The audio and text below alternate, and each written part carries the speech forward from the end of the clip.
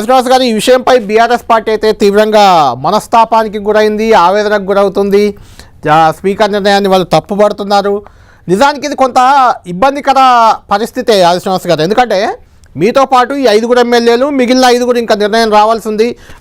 Jagtial MLA Sanjay కానీ, లేదంటే పోచారం శ్రీనివాసరెడ్డి కానీ, కాళే యాదయ్య, ముగ్గురు, దానం నాగేందర్, కడియం శ్రీహరి కూడా ఉన్నారు.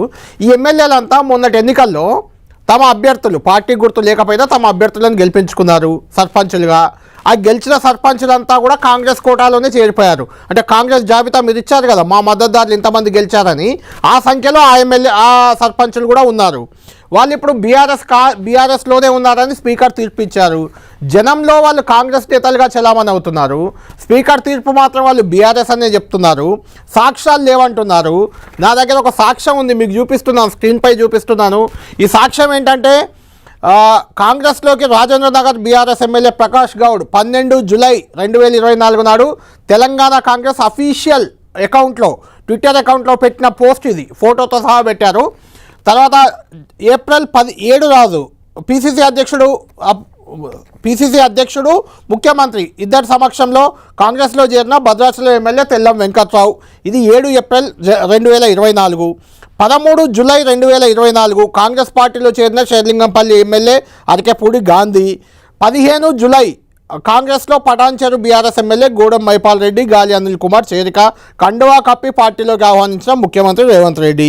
తర్వాత 6 జూలై ముఖ్యమంత్రి రేవంత్ రెడ్డి సమక్షంలో కాంగ్రెస్లో చేరిన ఎమ్మెల్యే బండ్ల కృష్ణమోహన్ రెడ్డి.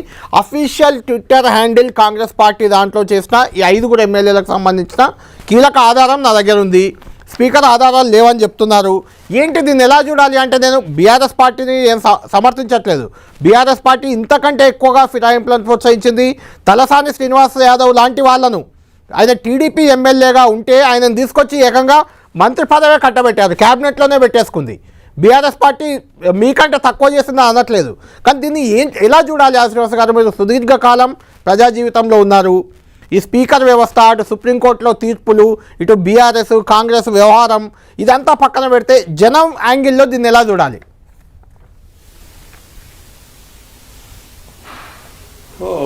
కళ్యాణ్ గారు, ఏ రోజు వచ్చినటువంటి తీర్పులో మెరిట్స్ ప్రకారమే స్పీకర్ గారు ఒక తీర్పు ఇచ్చినట్టుగా నేను భావిస్తాను. అందుకే ఈ తీర్పును స్వాగతిస్తున్నట్టుగా ఎప్పుడైనా ప్రకటన కూడా మీరు చూసి ఉంటారు, ప్రెస్ మీట్ ద్వారా కూడా చెప్పడం జరిగింది. స్పీకర్ ముందున్నటువంటి వారు, అంటే ఇప్పుడు 10 షెడ్యూల్ ప్రకారం ఇలాంటి ఫిర్యాదులు వచ్చినప్పుడు ట్రిబ్యునల్ చైర్మన్ హోదాలో ఒక కోర్టు లాగానే అన్ని పక్షాలకు వారు అవకాశం ఇవ్వాలి, అన్ని పక్షాల వాదన వినాలి, అన్ని పక్షాలకు సంబంధించినటువంటి వాదోపవాదాలకు సంబంధించిన పత్రులు చూడాలి. మెరిట్స్ ప్రకారం ఒక తీర్పు వస్తుంది. అంటే వారికి ఉన్నటువంటి విశేష అధికారం అనుకుందాం, ఆ కోర్టుకు ఉన్నటువంటి ప్రత్యేకమైనటువంటి కోణమే చూసుకుందాం. ఆ కోణంలో వారు మెరిట్స్ ప్రకారం తీర్పు ఇచ్చినట్టుగా మనం భావించాలి. ఈరోజు దానికి అనుగుణంగా నాకు తీర్పు రాలేదనుకూలంగా చెప్పని వ్యక్తిగా నిందారోపణలు చేయడాన్ని తప్పడతాం. ఒకవేళ ఆ తీర్పు మీకు సహితం కానప్పుడు పైకోర్టుకు వెళ్ళే అవకాశం ఉంటే వెళ్ళండి. మీరు పైకోర్టుకు వెళ్ళి మీకు ఏమేమి జరిగింది ఇబ్బంది చెప్పుకునే అవకాశం ఉంది. కానీ ఇక్కడ స్పీకర్ గారిని అవేళగా మాట్లాడిన మాటలు కానీ, వారిని వ్యక్తిగతంగా విమర్శించేటువంటి సందర్భం తప్పకూడదు. దీనికి ముఖ్యమంత్రి గారికి లింక్ కలుపుతా ఉన్నారు.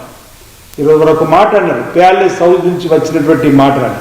అసలు ప్యాలెస్కు అలవాటు పడ్డటువంటి కుటుంబం ఎవరో తెలుసు, ప్యాలెస్ జీవితం ఎవరు అనుభవించారో తెలుసు.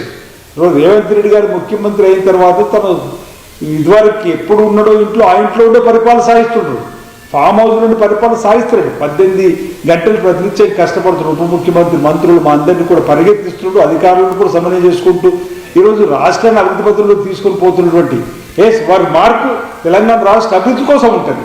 కానీ ఈరోజు వచ్చినటువంటి తీర్పుకు వారికి ఏమన్నా బంధం? ఎందుకు బీఆర్ఎస్ పార్టీ కలుపుతుందో మాకు అర్థం కావడం లేదు. బీఆర్ఎస్ పార్టీ మొదటి నుంచి కూడా రేవంత్ రెడ్డి గారు అంటే ఎందుకో ఒక రకమైనటువంటి కోపము, లేదంటే కళ్ళల్లో మంటలు, నిప్పులు వేసుకొని మాట్లాడినటువంటిది. ఈరోజు తీర్పుకు రేవంత్ రెడ్డి గారికి సంబంధం అనేటువంటి దాన్ని కూడా నేను మీద వారు అడగదలుచుకున్నాను.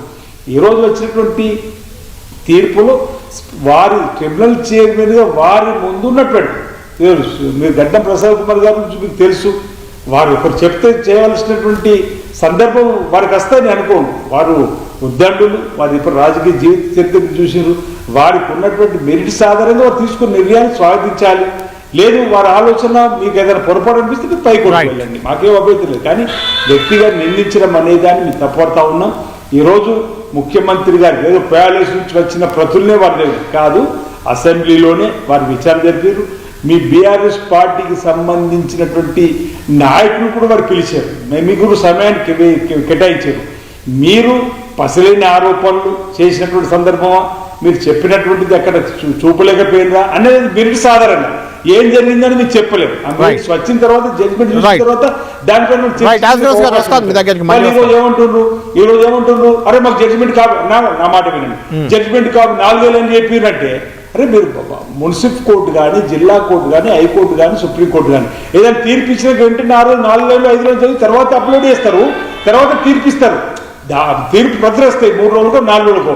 అది కూడా ఆ మాత్రం కూడా తెలియనట్టుగా స్పీకర్ కార్యాలయం మీద ఈరోజు అబాండాలు వేసే కార్యక్రమం మాకు 4 వేలని చెప్తున్నారు, మాకు కాపీలు ఇస్తే పోవాలి, తీసుకోవాలి. తదుపరి దానిలో ఉన్నటువంటి నీకు అదే అంటున్నాను, మెరిట్స్ ఆధారంగా గౌరవ స్పీకర్ ట్రిపుల్ చైర్మన్ హోదాలు ఇచ్చినట్టు తీర్పు చూసినప్పుడు మీరు స్పందించే ప్రయత్నం చేస్తాం, వాళ్ళు కూడా అదే స్పందించాలి. కానీ ఏకంగా నిందలు మోయడం అనేది సబబు కాదు. స్పీకర్ గారు గడ్డ ప్రసాద్ కుమార్ గారు తీసుకున్న నిర్ణయం మేము స్వాగతిస్తూ ఉన్నాం, సహితంగా భావిస్తా ఉన్నాం. రైట్.